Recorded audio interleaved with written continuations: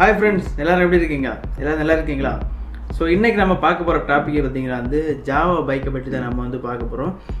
So Java பார்த்திங்கன்னா Java 42, Java Perak அப்படின்னு பைக்கை வெளியிட்டிருந்தாங்க. ஸோ நிறைய ஜாவா பிரியர்கள் என்ன பண்ணாங்கன்னா ஆன்லைன் மற்றும் ஆஃப்லைன் மூலம் பார்த்திங்கன்னா நிறைய புக் பண்ணாங்க. ஸோ அதனால் 2 மாதத்துலேயே புக்கிங் ஃபுல் ஆகிடுச்சு.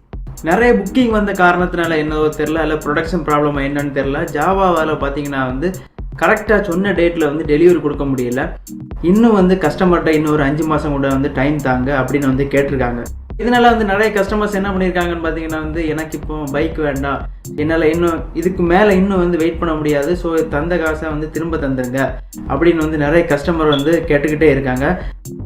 இப்படி பல பிரச்சனைகளால் ஜாவா நிறுவனம் இப்போ சிக்கி தவிச்சிட்டு இருக்கு.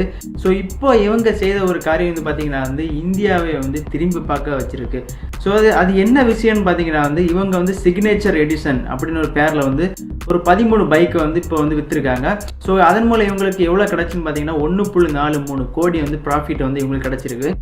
ஸோ ஜாவா நிறுவனம் பைக் சேல் பண்ணதுல கிடைச்ச 1.43 கோடி கூட இன்னும் கொஞ்சம் கூட அமௌண்ட் சேர்த்து 1.49 கோடியாக இந்திய இராணுவப்படை கொடி தினத்துக்காக நிதி உதவி பண்ணியிருக்காங்க. ஸோ இவங்க செய்த இந்த செயலை ஒட்டுமொத்த இந்தியாவை திரும்பி பார்க்க வச்சிருக்கு. ஸோ இந்த நிதி உதவி மூலமாவது ஜாவா மீது ஏற்பட்ட களங்கம் மாறும் என்று எதிர்பார்க்கப்படுகிறது. ஸோ ஃப்ரெண்ட்ஸ், மீண்டும் இன்னொரு வீடியோவில் சந்திப்போம். ஸோ இந்த தகவல் உங்களுக்கு பிடிச்சிருந்துன்னா கண்டிப்பாக எல்லாருக்கும் ஷேர் பண்ணுங்கள். முக்கியமாக ஜாவா பிரியர்களுக்கு ஷேர் பண்ணுங்கள். பாய். வீடியோ பற்றி அவங்க எண்ணங்களை கமெண்ட் பண்ணுங்கள். இந்த வீடியோ உங்களுக்கு பிடிச்சிருந்துன்னா உங்கள் ஃப்ரெண்ட்ஸை ஷேர் பண்ணுங்கள்.